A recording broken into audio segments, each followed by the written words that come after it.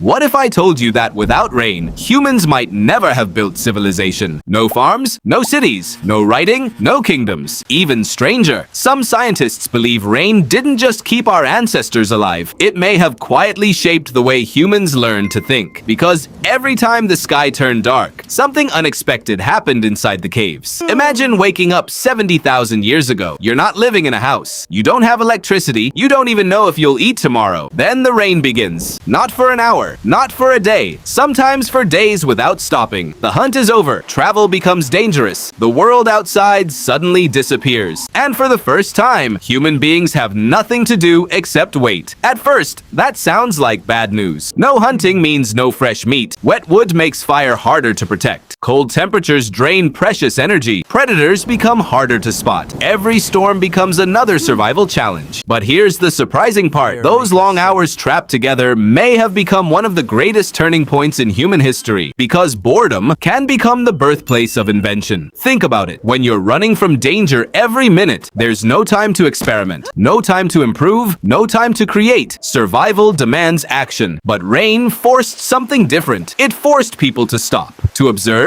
to think, and sometimes changing the future begins by standing still. Inside caves and temporary shelters, small groups gathered around glowing fires. Children watched the adults. Hunters repaired broken tools. Others prepared food. Some simply talked, hour after hour, story after story, idea after idea. Without realizing it, they may have been building something far more valuable than weapons. They were building knowledge. And that changed everything. When the rain refused to stop, survival changed completely. The fastest hunter was no longer the most valuable person in the group. Instead, the people who could repair, invent, and solve problems suddenly became just as important. Because while nobody could hunt, everyone could prepare for tomorrow. Around the fire, broken stone tools were carefully repaired. Each strike had to be precise. One mistake could ruin hours of work. A sharper spear meant a better hunt. A stronger knife meant more food. Every improvement increased the group's chance of surviving the next season. Innovation wasn't a hobby, it was survival. But stone wasn't enough. Animal hides had to be cleaned. Bones became needles. Plant fibers were twisted into cord. Strong rope allowed people to tie stone points onto wooden shafts. That simple idea created stronger weapons and stronger shelters. Tiny improvements created massive advantages. Children weren't just watching, they were learning. Every repair, every knot, every carving became a lesson. Knowledge wasn't written inside books, it lived inside people. And every rainy day became another classroom. The oldest taught the youngest, ensuring the next generation wouldn't have to start from nothing. Then something incredible happened. People stopped making tools only to survive. They started making them better. Cleaner cuts, sharper edges, more balanced spears, more comfortable clothing. For perhaps the first time, humans weren't simply reacting to nature. They were improving their future before it arrived. That idea would eventually transform the entire world. But rain changed more than technology. It changed the most powerful tool humans would ever create: their imagination. Imagine the storm has lasted for 3 straight days. The fire is still burning. Nobody can safely travel. Nobody knows when the sky will finally clear. So,